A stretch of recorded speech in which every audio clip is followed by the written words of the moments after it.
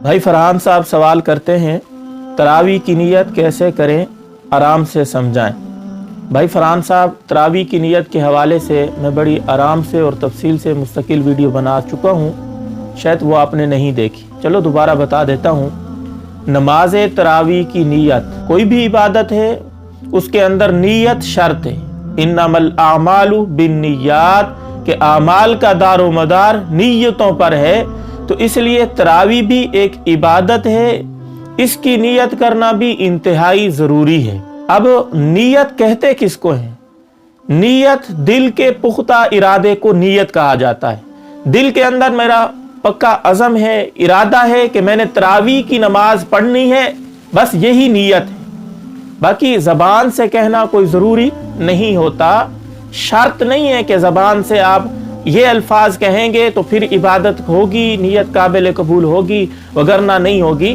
बस दिल का पुख्ता इरादा हो कि मैं फलां इबादत करने लगा हूँ, तो बस ये नीयत हो गई। बाकी ज़बान से कहना मुस्तहब के दर्जे में आता है, क्योंकि बहुत सारे अहबाब ऐसे होते हैं कि जब तक ज़बान से वो अल्फाज ना दोहराए उनकी दिल की तसल्ली नहीं होती। तो दिल के तसल्ली के लिए ज़बान से कहा जाता है कि ज़बान से दोहरा लो।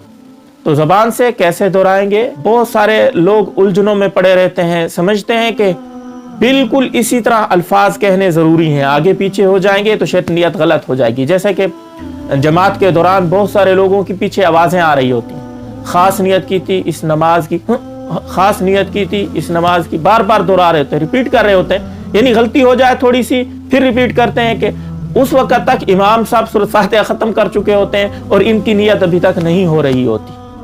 तो उलमा ने यहाँ बड़ी प्यारी बात लिखी है कि ज़बान से कहना कोई ज़रूरी नहीं है, दिल के अंदर इरादा हो कि मैं फ़लाँ नमाज पढ़ रहा हूँ। मिसाल के तौर पे कोई इंसान ज़ोहर की नमाज पढ़ रहा है, ज़बान से उसके ज़ोहर के अल्फाज नहीं निकले, ज़ोहर कहने के बजाय असर उसने कह दिया है, तो इस ज़बान का एतबार नहीं है, क्योंकि वो घर से निकला इस इरादे से कि मैं ज़ोहर की नमाज पढ़ूंगा।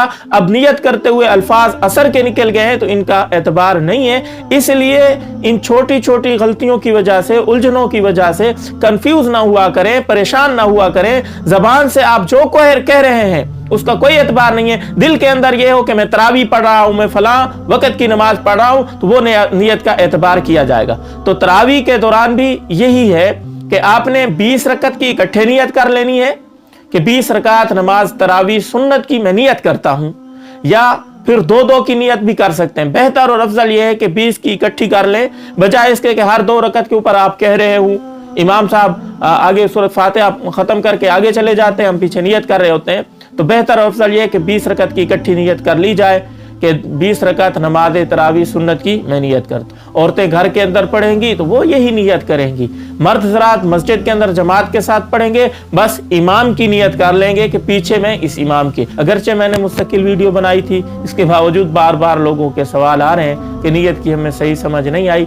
अब मेरा ख्याल है सही समझ आ गई होगी कि आप जब मस्जिद के अंदर भाई फरहान साहब जाते हैं ना, तो ये नियत कर लिया करें कि मैं इशा की नमाज पढ़ूंगा और साथ तरावी भी पढ़ूंगा इंशाल्लाह। तो ये आपकी नियत हो गई। क्लिप को शेयर भी कीजिएगा। अस्सलाम वालेकुम व रहमतुल्लाहि व बरकातहू।